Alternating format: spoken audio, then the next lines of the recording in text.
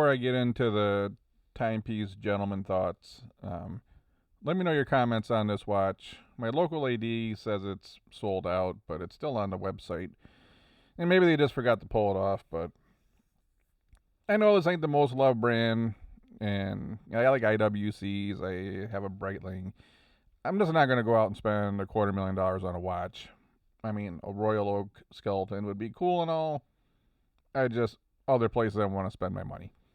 I'd rather spend my money on the yacht than a watch, if that makes any sense.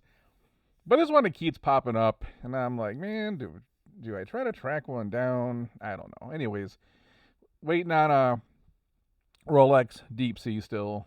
Who knows if and when. I'm curious what your thoughts are on this thing, anyways. But I keep getting a few comments here and there about more Timepiece Gentleman content, and I don't know what else to do. I don't watch the show with great detail. A lot of times it's background noise when I'm working, but I did have some other thoughts about where it all went wrong and what they could have done right. And I think this is where some YouTube channels get it right and they blow up and they make a bunch of money. Excuse me. And I think about what captured my interest in Anthony from the get-go. There's something about him that seems like, hustler on the move. Kind of seems that he seemed like an interesting, cool dude that was making moves. And we know that the people that tend to succeed on YouTube, or even if you watch Discovery Channel, Street Outlaws. Street Outlaws would have never got off the ground without Chief, for example. Murder Nova's great, but without Big Chief, what would have happened? Same thing with Heavy D and the Diesel Brothers. But they've all gone on to create YouTube channels, and who knows, probably make more money through doing their own stuff than they were on Discovery Channel. Who knows? But there's got to be something cool about somebody, right? We don't like watching boring people.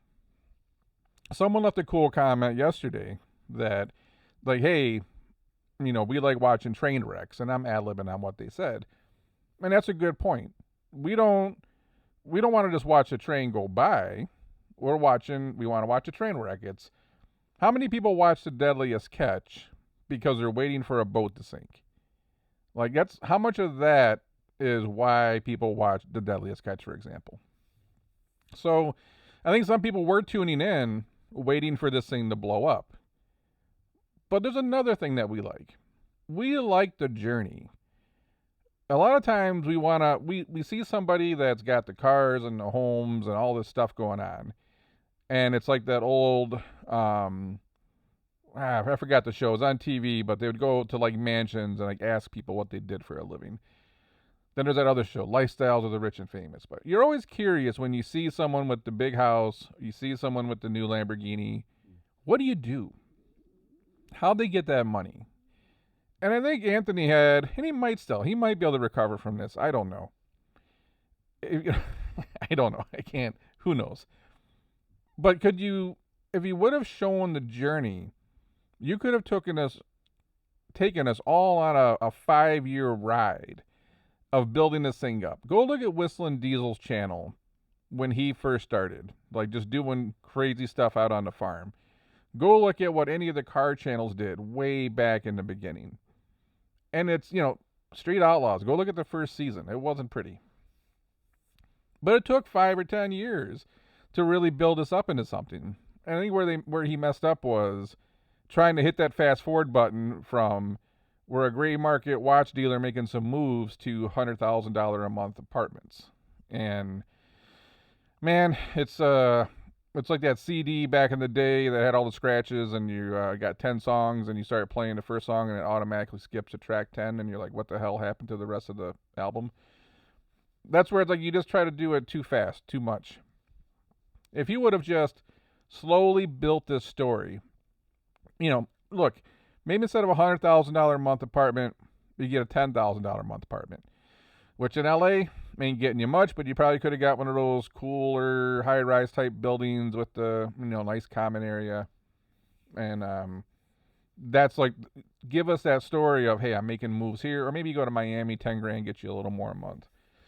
Slowly build this story up of moving, accumulating assets, accumulating items, buying and selling cars. Just be honest, like, hey, I bought a used Audi R8.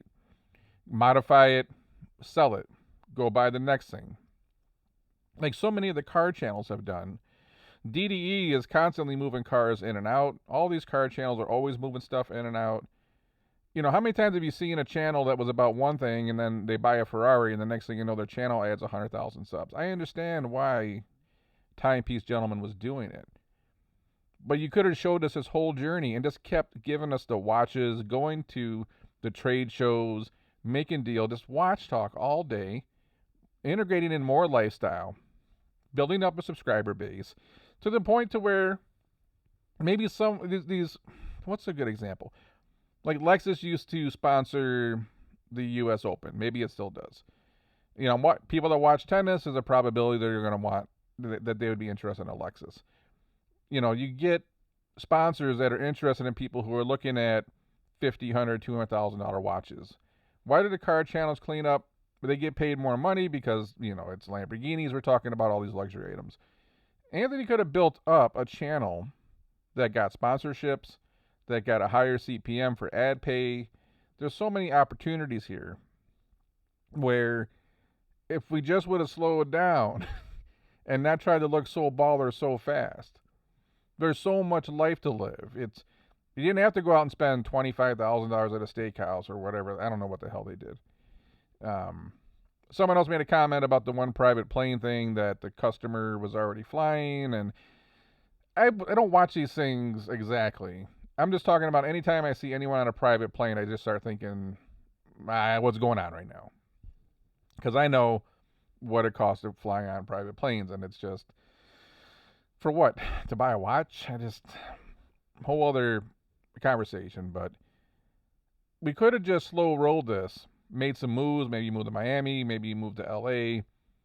You are building new customer bases. You're integrating in some of your customers' lifestyles. You're going out on their boat. You're going to their home. You're going to their vacation spot. You're going to their party. Going out to a handful of dinners. You're going out to the club to pop some bottles. You're selling a bunch of watches. You know, the manufactured drama stuff probably didn't need to be there. You had a lot of people already tuning in. And maybe in 5 years, now you got the baller house, you got a Lambo and a Ferrari. The story would make more sense. It's just, we wanted to go from, moving some gray market watches to acting like we have $100 million in liquid net worth. So my advice is, if you're going to build a channel, right, if you're going to go after this like celebrity type of, I don't know, brand image you want to like really build, it's okay to start small. If you look at all these people, most of the people that you see on YouTube that blew up started off with like one camera and a mic, and their video got 3 views. It was just a grind, and it was consistency and just doing it over and over and over again. And then, I watch this dude called Mav, and he like camps in the back of his truck because I like outdoor stuff. I like camping. I like, riding 4-wheelers, boondocking out in the woods and stuff. And, his channel started off small, like Steve Wallace did, that dude up in Canada that like sleeps in the middle of intersections and stuff with a sleeping bag and 3-foot-long hoagie subs for dinner. They all started off very small, and it's a slow build. Each tier of success brought a little more money. Now Mav is, he's got a couple new vehicles to do his overnight camps in, and he bought a house, and it took time. But he just kept grinding, and now all of a sudden it's like, now he's got a house, now he's got this thing, now he's got that, and to the point where even some of the comments are like, oh, this show just turned into look what I bought, because, people are jealous and haters. But, they're leaving comments, so they're still tuning in, right? A slow build, years of grinding away, and then you see the lifestyle creep, and it makes sense. They get to 50,000, 100,000, 200,000, 500,000, million subscribers. You get to 1 million subscribers, and you're getting a decent CPM, and you're doing sponsorships. and you're selling swag and you're doing these other things, you start making some pretty good money. And then you can see as they get more subscribers and more sponsors, it makes sense why he has the Ferrari now, right? It makes sense why he's got the baller apartment in LA. You can also use it as like one big marketing engine for your business. You use your celebrity and your YouTube channel as nonstop, constant marketing for your gray market watch business. Could you parlay that into, like in the other episode, I was talking about the jewelers I know. They do watches, but the family business have been around 20, 30, 40 years with no drama, no break-ins, none of that stuff. Some of the other watch channels people told me to tune into, a lot of them also do jewelry or high-end jewelry. That's kind of how you parlay this thing, and you get out of gray market, or you can stay gray market, but you start doing more jewelry because there's profit in that too. Get the clientele end where you're selling them a ring and a chain and a watch. Now you can start building this thing up to where, even if it's a margin business, then you just got to grow top line revenue at that point. So if you're doing 25 million moving, watches, making up random numbers here, can you get that with 35, 40 million dollars, even if it's the same profit? If I'm making, 4 million at 25 million, I can make 8 million if I move to 50 million. But you're not going to probably do that all on watches unless you got multiple locations. Or you just go to wealthy areas, you go to Miami, you go to LA, these types of spots, and also do jewelry. So it seems like a lot of people that are really killing it don't do just watches. They got the angle of watches and jewelry. Could they have parlayed it into that type of business? But over the years, it takes time. It's a lot of money investment. You got to build the clientele up. You got to build especially in the jewelry, getting some kind of name for doing nice jewelry. Oh my God. At the end of the day, what I'm saying is he had it. The dude had it. He had the personality. He had the demeanor for the camera. He had this interesting, cool vibe. Some people would say DB vibe. Whatever some of those people want to call it. He had something that made you want to watch it. Now, some people wanted to watch because they saw a train wreck. I watched it, like the watches, some of the lifestyle stuff, but then it wasn't believable. You could have made it believable. You just had to do it slower and actually do it, like many of the other YouTube stars did. And you could have worked your way up, and who knows where you would have been in 5 years. Probably 1 million subscribers, making legit money from the watch business, sponsorships, and the ad revenue, sell swag and all this other stuff. Dude, it's crazy because it's like they had something.